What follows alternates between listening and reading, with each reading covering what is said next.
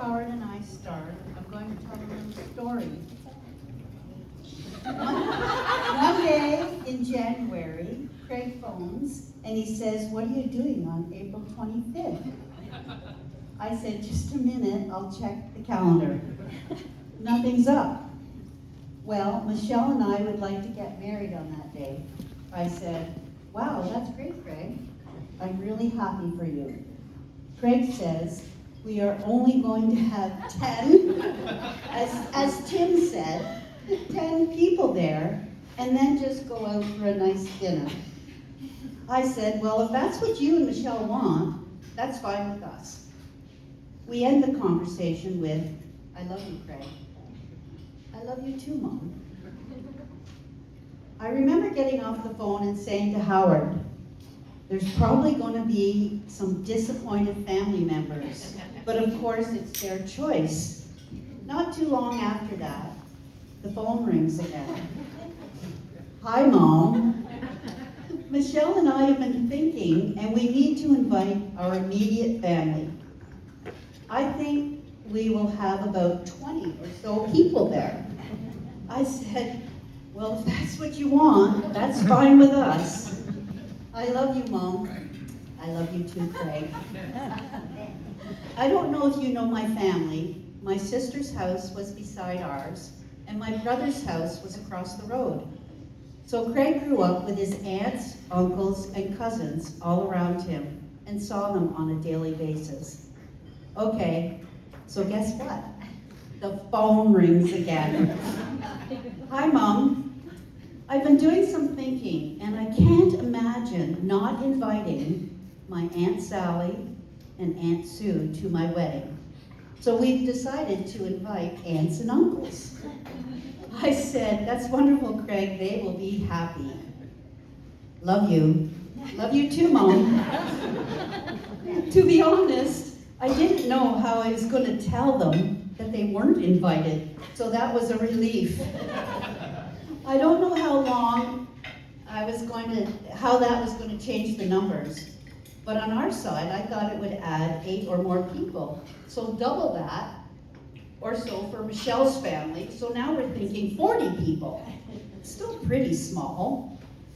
You can see where this is going, right? My memory's not the best, but I think at least a few days later, the phone rings again. "Hi, Mom. I need you to get me some email addresses for the invitation list." I said, "Okay, what do you need?" "Can you get me the addresses for my aunts, uncles, Garnet, Hayden, Andrea, and Lynn?" I said, "Wow, I didn't know we were inviting your cousins." He said, "Yes, the cousins that I grew up with every day." I said, "That's great, Craig." Now I'm thinking, because more people are invited, this is my chance to ask if I can invite one more non-family member. I asked Craig, "Can I invite my best friend and soul sister, Linda?" He says, "Of course you can, Mom." I said, "Thanks, Craig. Love you." He says, "I love you too, Mom." I'm thinking Michelle probably had a similar conversations with her family, as Tim has said. And I've now lost track of the numbers, but somehow 75 very special people are here today because Craig and Michelle just had to have you here. I think that's pretty close, isn't it? Yeah.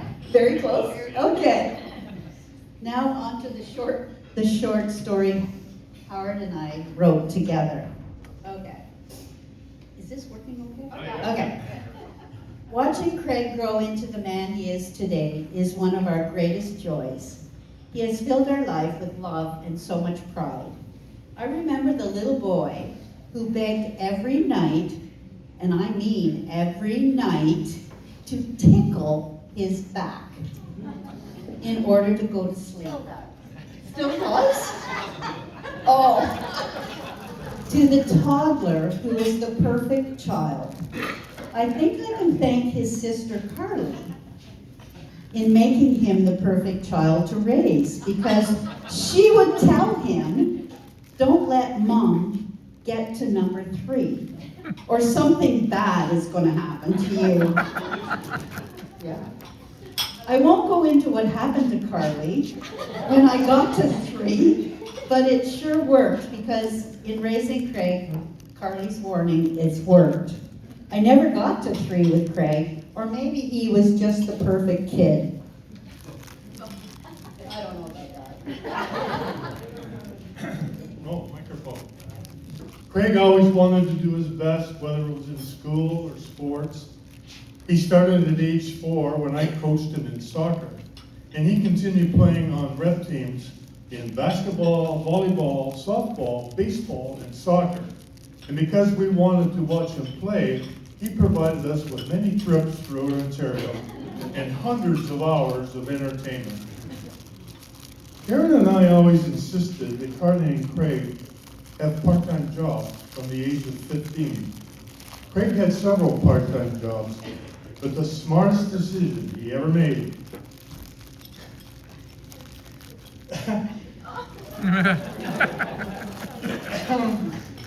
was getting a job at Sports Check.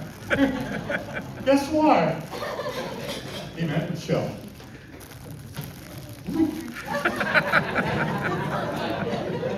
It's not over yet. Okay. Early, I said Craig was the perfect kid. Well, maybe not so perfect when he was a teenager. I remember a time when Howard and I were going away overnight, and Craig was to be home by himself. Well, I think about 5 boys came over for a poker night with drinks. Little did Craig know that we had the neighbor watching the house. And besides, there was no way the house was as clean as I left it. Or maybe the mysterious lock that appeared on a small cupboard that Craig had in his bedroom. I wonder what was in that cupboard. I think we can guess. Or maybe when we were living on Gordon Street and a city police car drives up to our house and lets out a very inebriated Craig out of the car. I don't know this story. Oh, okay. I'm sure there are many more stories to tell. I just don't probably know about them. Thank goodness Michelle came into the picture about this time. When Craig met Michelle, he met his soulmate. Michelle, you definitely changed Craig's life in many positive ways. Your love story is beautiful, and we are so happy you are our daughter-in-law. Even though it's official that you are our daughter-in-law today, I have always thought of you as our daughter-in-law. We are the luckiest parents ever to have you in our family, and we love you. You know, when Michelle first came onto the scene, I couldn't remember whether her name was Michelle or Melissa. And as it turns out, I had several Michelles and several Melissas that I knew, and I just couldn't remember which one she was. So one day I said to her, "What's your middle name?" She said it was Dawn. So for many years, I called her Dawn. Once I knew she was becoming a permanent member of the family, I had no problem remembering her name was Michelle. Right, Dawn? Still call me Dawn. Yeah. Fast forward to Craig's employment. We had no idea where he was going to end up. He moved around from outdoor education to technician jobs, but thanks to Jeff and Kat, he got an interview with Jeff's employer and became an electrician. We are so very proud of Craig for going back to school and becoming an electrician, which we know was very challenging. As the years passed, we saw Craig and Michelle's love for each other grow and how they settled into a happy life together. The fact that they have been together for over 13 years is a testimony to their love for each other. We are so very happy for you both, and we love you. So, let's raise our glasses to this very happy couple, Craig and Michelle. May your love for each other continue to grow, and may you always find happiness and joy with each other. Cheers. Cheers.